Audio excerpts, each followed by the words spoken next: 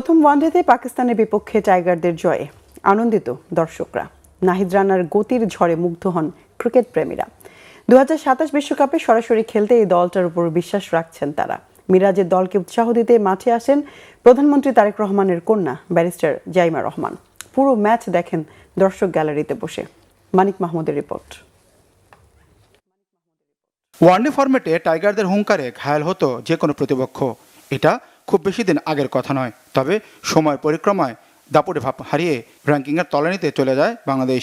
নতুন উদ্যমে অবস্থান উন্নতির চেষ্টা করছে আইসিসির র্যাঙ্কিংয়ে 10মে থাকা দলটি।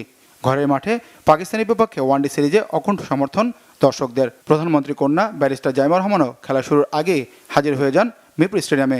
তাকে অভ্যর্থনা জানান ক্রীড়া প্রতিমন্ত্রী আমিনুল হক। প্রায় 3 মাস পর আন্তর্জাতিক ক্রিকেটে ফিরে প্রথম ম্যাচেই পাকিস্তানের বিপক্ষে জ্বলে ওঠে মিরাজের দল। গতির ঝড় আর চৌকস বোলিংয়ে প্রতিপক্ষের উইকেট উপড়ে ফেলতে থাকেন বাংলাদেশের ব্রেটলি খ্যাত নাহিদ রানা। ক্যারিয়ারে 5 উইকেটের ফাইফার নেয়ার কৃতিত্ব দেখান দ্য ডেস্ট্রয়ার। মাত্র 114 রানে গুটিয়ে যায় পাকিস্তান। জবাবটা খুব সহজেই দেয় বাংলাদেশ। 8 উইকেটে জিতে নেয় ম্যাচ। অপরাজিত 67 ইনিংস খেলেন তানজিদ তামিম। সুখের অনুভূতি দর্শক মনে, তবে আক্ষেপ ম্যাচটা এত অল্পতে শেষ হওয়ায়। খেলছি পাকিস্তান যদি কিছু স্কোর করতে পারতো আর হয়তো আমাদের প্লেয়াররা রান পাইতো, যেমন আজকে তানজিদ তামিম সেঞ্চুরি করে একটা সুবর্ণ সুযোগ ছিল। আমরা আগামীতে যাতে আমরা বিশ্বে চ্যাম্পিয়নে দাঁড় করা যেতে পারি। নাহিদ রানা 5 উইকেট নিচে, নাহিদ রানার বল অনেক ভালো লাগছে। প্রতিটা জয় আমাদের জন্য অনেক সুখের, আমাদের বাংলাদেশি আমরা। সাইফের ব্যাটিংয়ে প্রশ্ন দর্শকদের।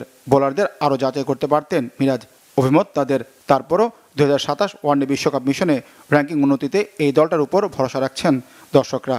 সাইফ হাসান আজকে অতটা ভালো ব্যাটিং করতে পারেনি। বলারদেরকে আরেকটু ইউজ করা দরকার ছিল, যেমন মেহেদি মিরাজ 10 ওভার না করে হয়তো রিশাদকে আরেকটু বল করাতে পারতো, তারপরে মুস্তাফিজকে আর কয়েকবার করাতে পারতো। এটা বোলিংটা আরেকটু করাতে পারতো বাংলা। টিম কম্বিনেশন এখন ঠিক আছে, বাট সৌম্যকে মনে হয় একটু চান্স দেওয়া উচিত ছিল, কারণ সৌম্য লাস্ট ওয়েস্ট ইন্ডিজ টুরে কিন্তু খুব ভালো খেলেছে। সামনে যেহেতু ওয়ার্ল্ড কাপ, সো এই টিম কম্বিনেশন নিয়ে ওয়ার্ল্ড কাপে কোয়ালিফাই করা যাবে আমার মনে হয়। পুরো ম্যাচটা মাঠে বসে দেখেছেন জাইমা রহমান। জয়ের সাক্ষী হয়েছেন বাংলাদেশের। স্টেডিয়াম থেকে বের হয়ে কোনো প্রতিক্রিয়া না জানালেও তার অভিব্যক্তি বলে দিচ্ছিল জয়ের তৃপ্তি নিয়ে ফিরছেন ঘরে। টি-20 বিশ্বকাপে খেলতে না পারার হতাশা ভুলে ঘুরে দাঁড়াতে এবং আগামী 2027 ওয়ানডে বিশ্বকাপে খেলার মিশনে এরকম একটা জয় বড্ড প্রয়োজন ছিল বাংলাদেশের।